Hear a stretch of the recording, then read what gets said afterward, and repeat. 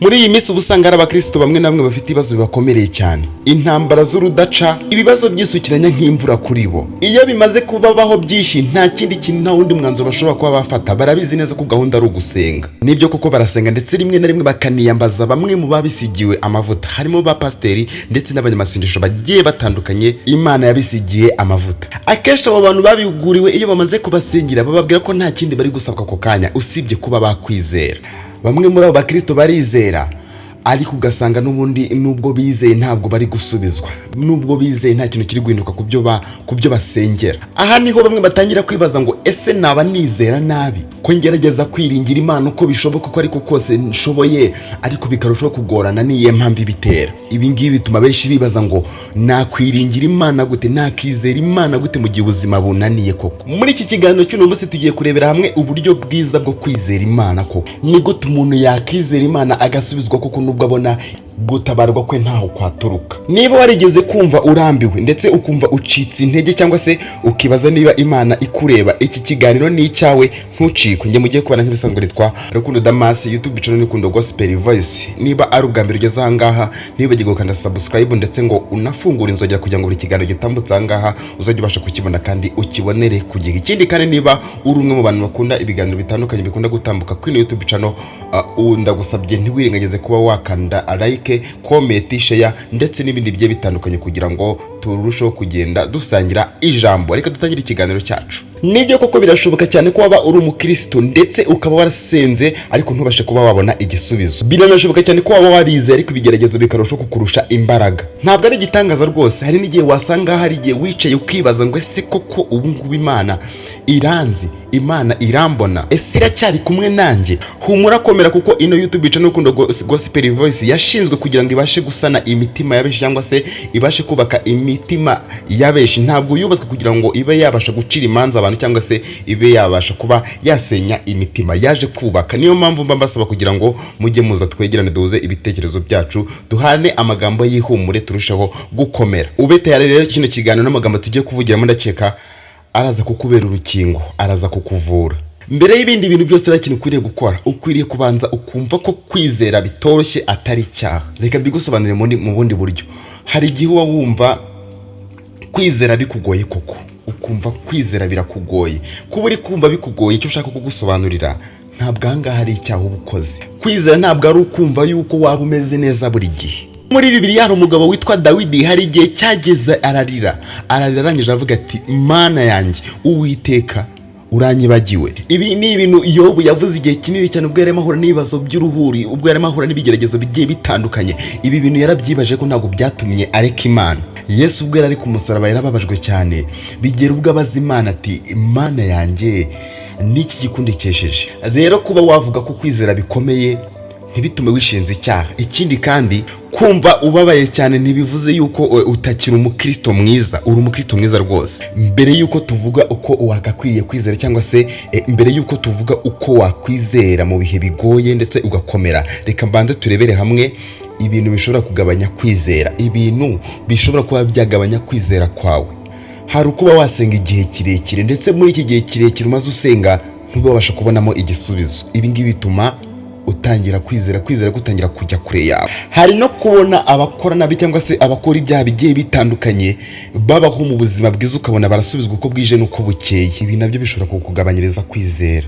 Kuba wahura n'ibikomere by'abantu bagiye batandukanye, hari abayobozi, hari inshuti, hari abavandimwe, umugore wawe niwe umufite, cyangwa se umugabo wawe, ndetse n'abana, cyangwa se umuryango muri rusange. Hari no kuba wafata ubuzima bwawe ukabugereranya n'ubw'abandi ku mbuga nkoranyambaga, cyangwa se ahandi hantu hagiye hatandukanye. Ngibi rwose bishobora kuba byananiza kwizera kwawe, kandi ni ibintu bisanzwe, ntabwo ari ibintu byagakwiriye kuba wananiza kwizera kwawe. Uti none se mu gihe mbashije kubona ibyo bintu, cyangwa se mu gihe ngeze mu bihe bigoye, mu gihe ngeze mu makuba, mu bigeragezo bigiye bitandukanye, nakwizera gute ngeze muri ibi bintu?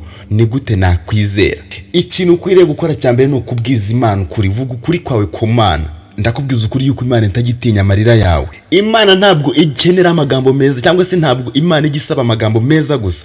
Oya, ikintu ikeneye ni umutima uvugisha ukuri. Ca bugufi ujya imbere yayo uyibwiza ukuri kwawe kose. Komeza kuyegera no mu gihe wumva yuko cyangwa se mu gihe ubona ko itari gukora, wowe komeza uyegere. Ntabwo kwizera ari ukumva, ahubwo kwizera no gukomeza ukayizera no mu gihe wumva yuko iri kure yawe. Jya ugerageza kwibuka aho yagukuye, jya ugerageza kwibuka imirimo n'ibitangaza yagukoreye. Ibyakubayeho kera Imana ikabigukuramo, cyangwa se Imana ikagukorera ibitangaza ikagira ikuvana ikagira nayo kugeza, bishobora kukwibutsa yuko Imana itari kure yawe cyangwa se itakoretse. Ikindi ugerageza gushaka abo mugendana mu kwizera. Kwizera gushobora kugabanuka iyo uri wenyine. Shaka abandi bakristo ubegere, ko ugerageze gushakisha abakristo bakubaka, apana gushaka abagusenya. Ikindi gerageza kwiyibutsa ko Imana ikora no mu gihe weho bishoboka yuko ari mu gihe utabibona. Ibuka ko kuba Imana yatinda kuza kukumva cyangwa se Imana yatinda kuza kugusubiza bidashatse kuvuga yuko ari ukubyanga. Gerageza kwibuka yuko kuba yaceceka bidashatse kuvuga ko ari uko yakwirengagije. Ikindi ukwiriye kumenya nuko Imana ireba mu mutima, apana ishusho yo hanze. Abantu bashobora kureba uko wambaye ndetse nuko uvuga, uko ugaragara, ariko Imana yo ireba umutima wicisha bugufiya. Imana ireba umutima wemera amakosa. Imana ireba umutima ushaka by'ukuri. Umuntu areba ibigaragara, ariko Imana ireba umutima. Ubwo wewe ureba ukabona hari ibintu utujuje, ukabona uri umuntu uciririza cyangwa se umuntu wicira urubanza, ariko ndakubwiza ukuri yuko Imana iracyakumva.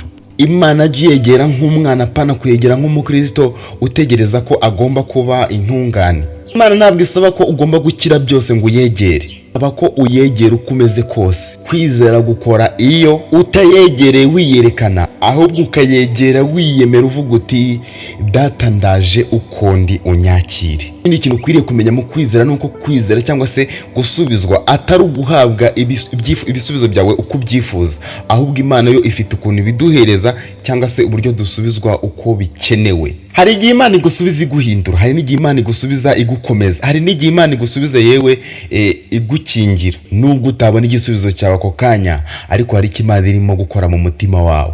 Icyabuze igisubizo cyawe kuza ntabwo ari uko utagaragara neza mu maso y'Imana ako kanya, ahubwo nuko waba warahagaritse kwizera kwawe. Kwizera ntabwo bigendera ku kumva umeze neza, bisaba gukomeza ukizera no mu gihe wumva ucitse intege, kuko niho kwizera kwa nyako gutangirira. Ntuzigere ukora ikosa ryo kuvuga ngo nzizera Imana ari uko nabonye igisubizo, ubwo uzajya uvuga ati ngomba kwizera Imana no mu gihe ntarabona igisubizo. Mu gihe uri gusenga gerageza kuvuga amagambo make, ariko kuvuga amagambo avuye ku mutima. Ntabwo bisaba amasaha menshi cyangwa se amagambo meza. Urugero ushobora kuzamura isengesho uti Mana sinzi ko mbigaragaza neza, sinzi amagambo meza yo kuvuga, ariko ndashaka niba hari aho nateshutse unyobore, niba hari aho nacitse intege unkomeze, niba uzi yuko hari ikinkwiriye usubize mu gihe cyawe. Iri sengesho rigera ku Mana pe. Ntabwo Imana isubiza abasenga neza kurusha abandi, ahubwo isubiza abayegera bayishakana umutima wose. Nubwo wiyumva utagaragara neza mu maso y'Imana, mu maso yayo uri umwana ikunda cyane. Niyo warigeze wumva ucitse intege ariko ugikunda Imana, ndakubwiza ukuri yuko Imana nayo iracyagukunda kandi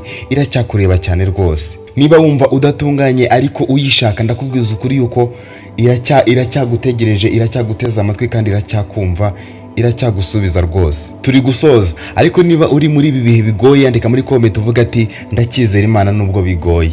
Nimba hari undi uzi unanijwe n'ibihe bibi cyangwa se unanijwe n'ibibazo bigiye bitandukanye cyangwa ibihe bigoye, mwohereza kino kiganiro. Kuri Rukundo Gospel Voice turi kumwe muri uru rugendo, ntabwo uri wenyine, kandi nubwo ubona bigoye uyu munsi, ndakubwiza ukuri yuko ejo ushobora kuziriranwa amakuru meza. Nakoze kudukurikirana muri iki kiganiro, kandi Imana ibaho umugisha. Niba uri mushyashya ukaba utari wakanze subscribe, uyikande kugira ngo nawe uzajye ubasha kubona ibiganiro bitandukanye bikunda gutambuka ngaha kuri no YouTube channel. Ikindi kandi ntiwirengagize ko wadusigira like yawe na comment nkuko nakomeje kugenda mbibasaba. Mwakoze cyane, Imana ibarinde. Reka tuze gurira mu kindi kiganiro, reka tuze gurira mu kindi kiganiro tubashe kumenyeramo amagambo menshi akomeza imitima yacu. Bye, ndabakunda cyane, mugire ibihe byiza.